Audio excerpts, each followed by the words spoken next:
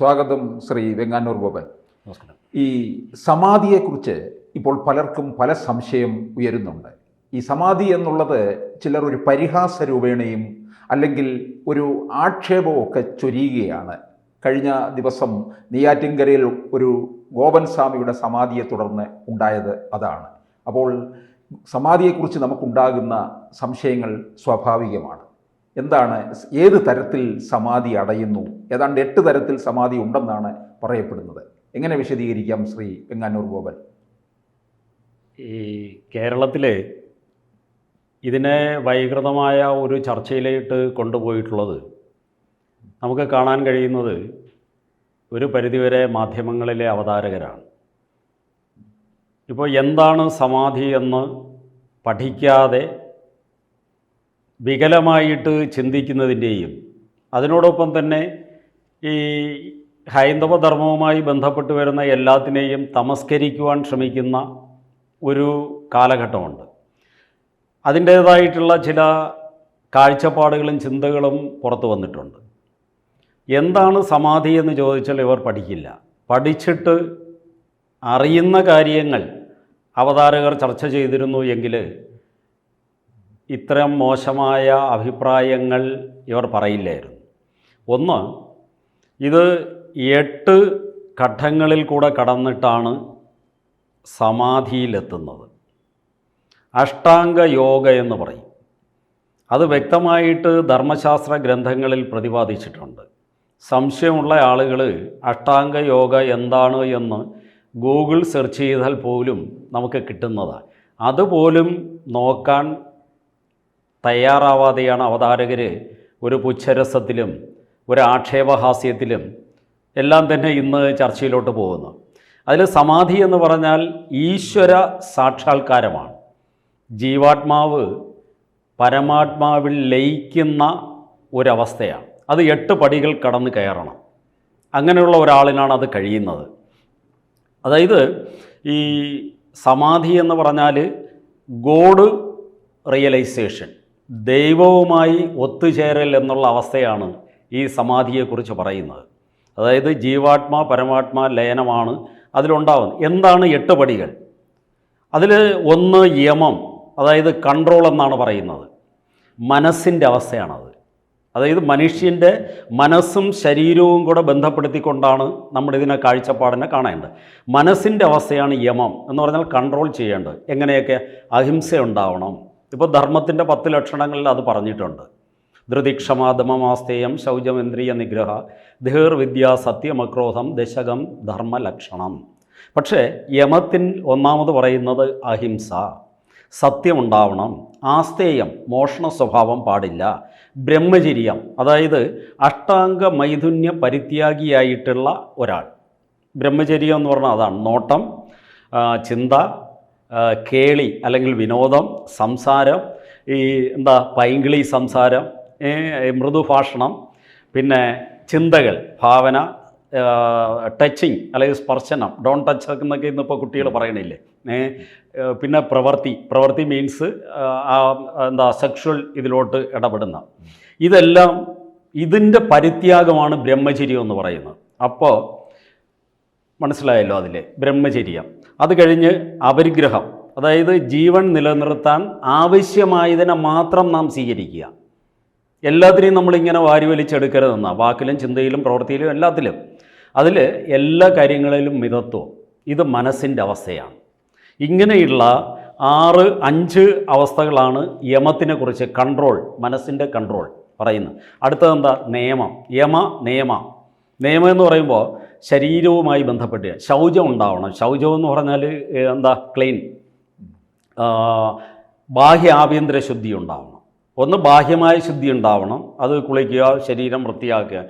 ആഭ്യന്തര ശുദ്ധി ഉണ്ടാവണം, അത് ജപ തപാദികൾ കൊണ്ടും അതിനോടൊപ്പം തന്നെ ധർമ്മശാസ്ത്ര ഗ്രന്ഥങ്ങൾ പഠിക്കുന്നത് വഴി, വേദ ഇതിഹാസങ്ങൾ വായിക്കുന്നത് വഴി, അതിൻ്റെ ധാർമ്മിക പഠനം നടത്തുന്നത് വഴിയെല്ലാം തന്നെ നമുക്ക് ആഭ്യന്തര ശുദ്ധി ഉണ്ടാവും, ക്ലീൻ ആവും.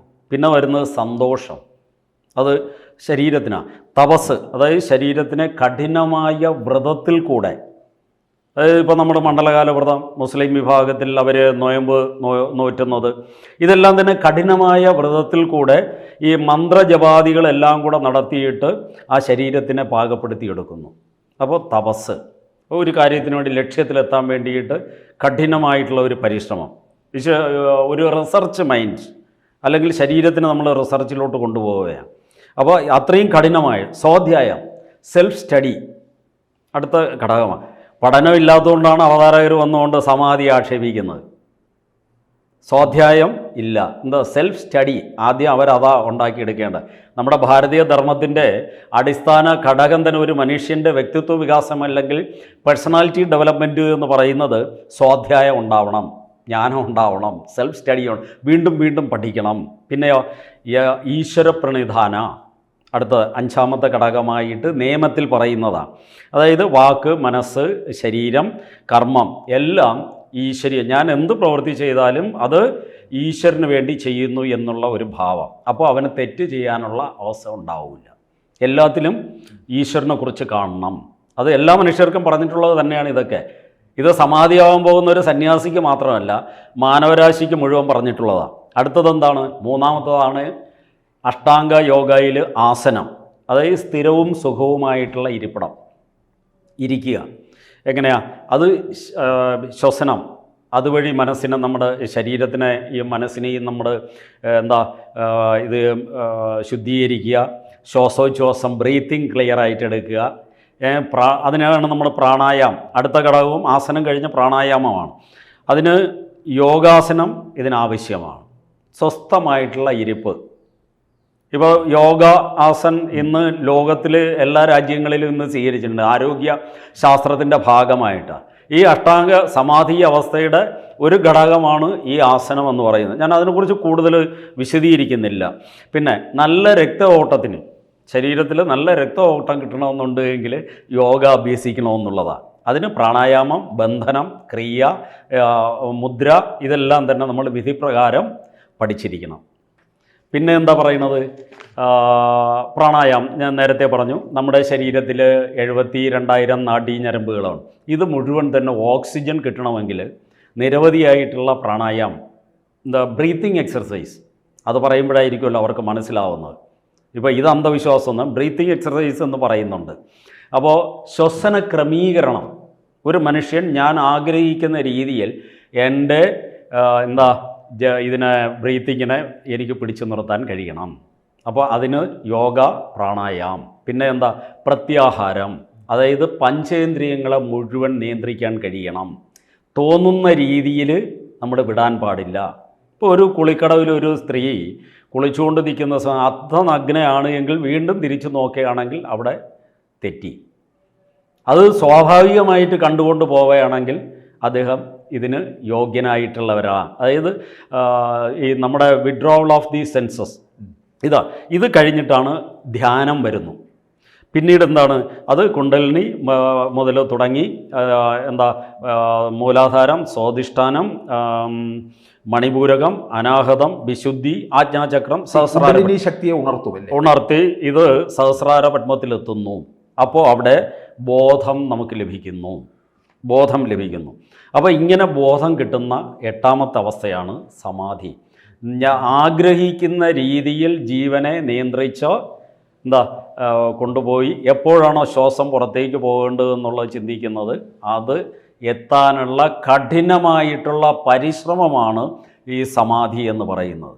ഇത്രയും ഉയർന്ന തലത്തിലുള്ളതിനെയാണ് മലയാളത്തിൽ ചാനലുകളിൽ വന്നിരുന്ന് മോശമായിട്ട് ചിത്രീകരിക്കുന്നത്. ഈ ശ്രീനാരായണ ഗുരു ഇത്തരത്തിൽ, അല്ലെങ്കിൽ ചട്ടമ്പസ്വാമികളും ഒക്കെ ഇത്തരത്തിലുള്ള സമാധിയിലാണ് പ്രാപിച്ചത് അല്ലേ? അതെ. ഇതിൽ വിവേകാനന്ദ സ്വാമികൾ ഭാവസമാധിയാണ്, അതായത് കിടക്കുന്ന അവസ്ഥയിലാണ്. അവിടെ അങ്ങനെയാണ് ഭസ്മവും ഇതുമെല്ലാം ഇട്ട് അദ്ദേഹത്തെ സമാധിയാക്കിയത്. എൻ്റെ അവിടെ തൊട്ടടുത്ത് തന്നെ പഴയ ഒരു ജ്യോതിഷ പണ്ഡിതൻ, ഒരു കൃഷ്ണൻ, നമ്മുടെ MT രാമറാവു ഉൾപ്പെടെ നിരവധിയായിട്ടുള്ള മഹാന്മാർ അദ്ദേഹത്തെ വന്ന് കണ്ടിട്ടുണ്ട്. അദ്ദേഹം അദ്ദേഹത്തിൻ്റെ ഭാവസമാധിയായിരുന്നു. ഇപ്പോൾ 38 വർഷമായി. ഇതിനു മുമ്പ്, അതായത് 4 വർഷത്തിന് മുമ്പ് ഹൈവേക്ക് വേണ്ടി വസ്തു കൊടുക്കുമ്പോൾ അവിടെ ഈ സമാധി മണ്ഡപം ഉണ്ടായിരുന്നു. ആ മണ്ഡപത്തിൻ്റെ കെട്ടിടമെല്ലാം പൊളിച്ചു മാറ്റിയിട്ട് ഈ എടുക്കുന്ന സമയത്ത് ഈ ബോഡി മാത്രമായിട്ടാണ് കിട്ടുന്നത്. ഡീഹൈഡ്രേറ്റ് ചെയ്ത്, അതായത് ഈ പുഴുക്കളൊന്നും ആ ശരീരത്തെ അരിച്ചെടുത്തിട്ടില്ല. അപ്പോൾ നമ്മുടെ ഈ നെയ്യാറ്റിൻകരയിൽ നടന്ന ഗോപൻ സ്വാമിയുടെ സമാധി ഏത് തരത്തിൽ? അത് അതായത് അദ്ദേഹം അത് ആഗ്രഹിച്ചിരുന്നു.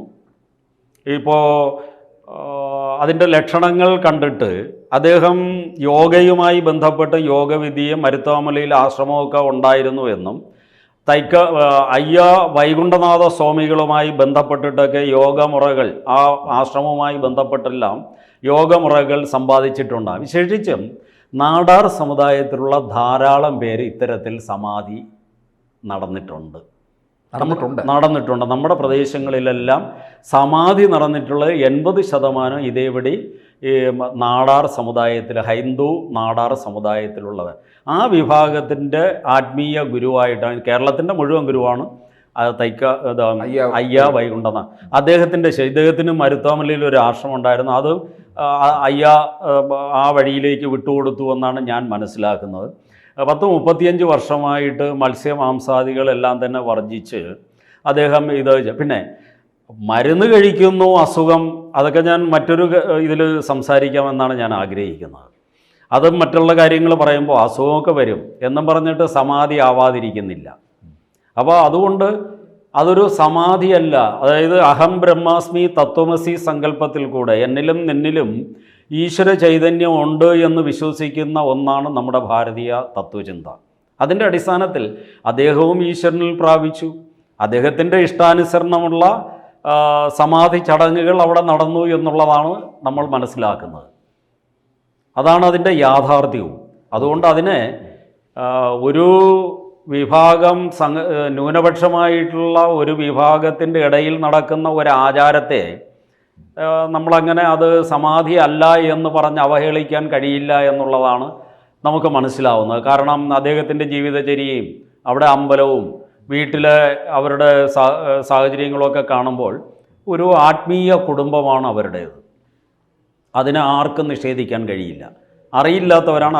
അതിൽ ചില തെറ്റുകൾ പറ്റിയിട്ടുണ്ട്. ഇന്ത്യൻ നിയമവ്യവസ്ഥയുമായി ബന്ധപ്പെട്ടുള്ള കാര്യങ്ങൾ ചെയ്യേണ്ടത് ചെയ്യണം. അത് നടന്നില്ല എന്നുള്ളതാണ് അതിലുള്ള ഏക പോരായ്മ. ബാക്കിയൊക്കെ വിശ്വാസത്തിൻ്റെ ഭാഗമാണ്. കൂടുതൽ വാർത്തകളും വിശേഷങ്ങളും നിങ്ങളിലേക്ക് എത്താൻ ABC മലയാളം സബ്സ്ക്രൈബ് ചെയ്യുക, ബെൽ ബട്ടണും അമർത്തുക.